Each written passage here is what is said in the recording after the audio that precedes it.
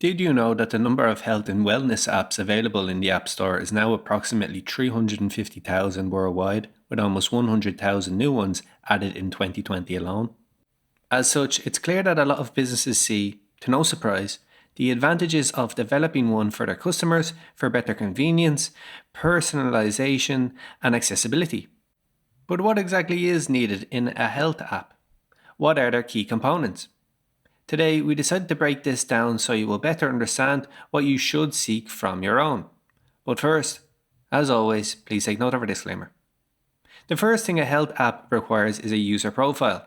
The app must be able to adapt to the user's needs because everyone is different. Imagine the frustration of not being able to follow most of the available meal plans because you are vegan or could only eat gluten-free, as one example, or being unable to keep up with workout programs due to your current fitness level not being up to scratch, as another. User profiles play a crucial role in keeping people happy. Additionally, parameters such as height and starting weight are important so they can see where they're currently at from a BMI and health risk standpoint. Entering starting weight, in particular, is also necessary so that progress over time can be best monitored. Further, by identifying the user's sex, the app can provide more accurate details concerning things such as how many calories they should aim for, as well as their disease susceptibility. This empowers individuals with the knowledge they need to make better health decisions.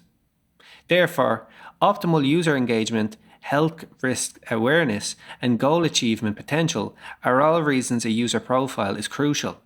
Next, even though people use health apps to track and help achieve primary goals, it's really not a stretch to say that monitoring sub-goals is a prerequisite. Take a main aim like fat loss, for instance. Sure, using your body weight to approximate your progress is helpful, but the problem with doing it alone is that you can only really rely on the information obtained every week or two to notice if what you're doing is working or not. Unfortunately, when it comes to weight loss, it's common for people's weight to seem to stay stagnant or maybe even jump up, despite making all the right choices the previous week. You can imagine the negative impact that can have on one's motivation. The reason for this is because people's weight fluctuates day by day due to things like food intake, glycogen levels, and hydration levels. Maybe using a biomechanical impedance analysis would give you a better idea of your main aim progress, but not by much, especially if you don't want to spend a considerable amount of money on a more advanced model.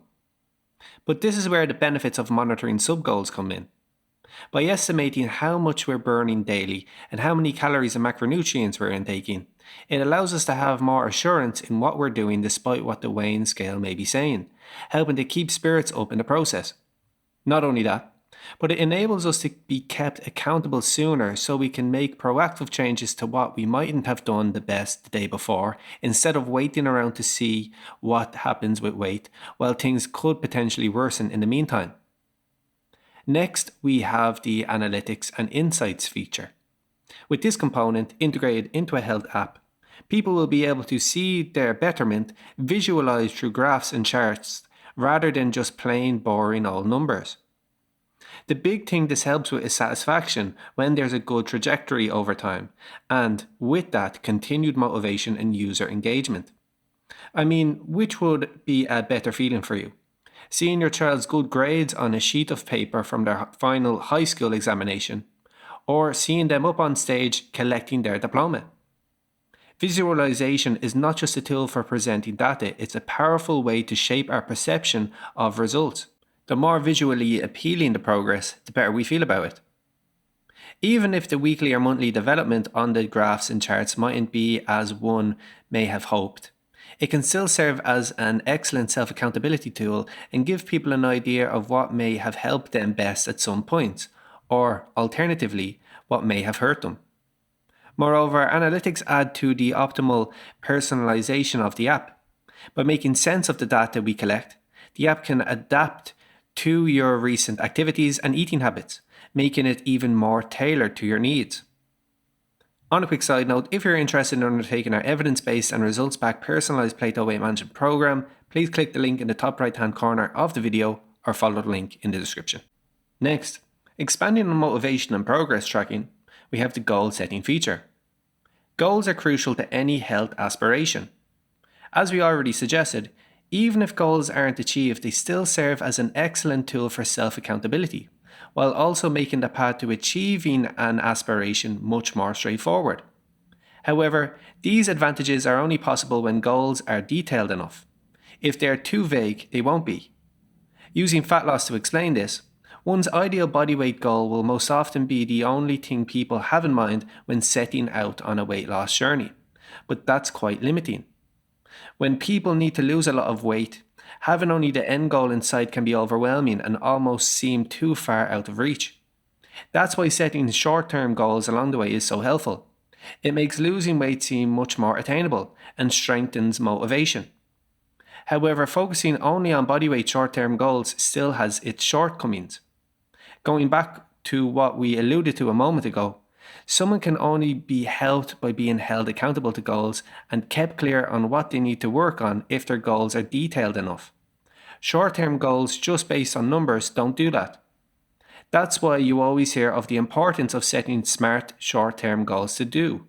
So, a goal-setting feature in health is great because it can help people formulate smart goals to better orientate themselves. On top of this feature can also incorporate reminders and notifications to people concerning their SMART goals. As I'm sure you'll have experienced at some point, walking 10,000 steps or following a meal plan regularly, as some examples, often goes great for the first few days. Still, due to daily stress and other responsibilities people have, unsurprisingly, goals like these seem to gradually just fade away over time. So having these alerts helps us to avoid that and keep our health goals as a priority. What's more, goal features on health apps now have gamification elements built into them.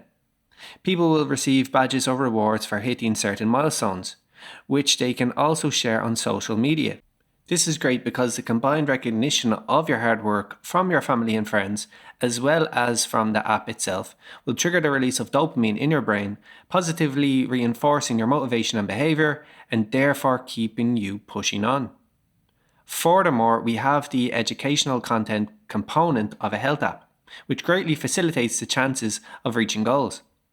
Again, using weight management as an example, the more people are better informed about things like portion sizes at meals and snacks, new simple and fast recipes they might like, and ways to combat stress and improve energy and sleep, the more they'll be able to articulate the right SMART goals for themselves that they personally need to work on, making hitting the weight short-term goals that much more likely.